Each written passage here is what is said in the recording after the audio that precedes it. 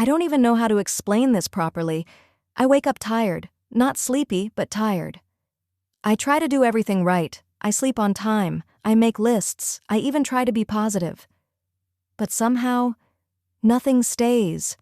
Motivation comes and disappears. And then I start hating myself for it. The worst part is, I'm not even doing anything that hard, so why do I feel like I'm failing at life?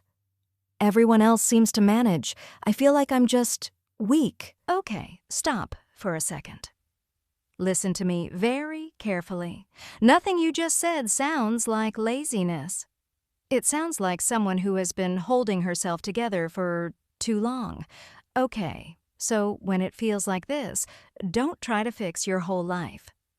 Just do something that makes your body feel a little safer. If your mind feels too loud, go for a 5-minute walk. If your body feels heavy, eat something small or drink water. If everything feels overwhelming, step away from your phone for a bit. But what if it comes back again? It will. And that's okay. Every time it comes back, just meet it with something small and kind.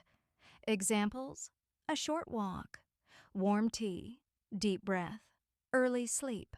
So I don't need to be strong all the time? No, you just need to stop being harsh with yourself when you're already tired.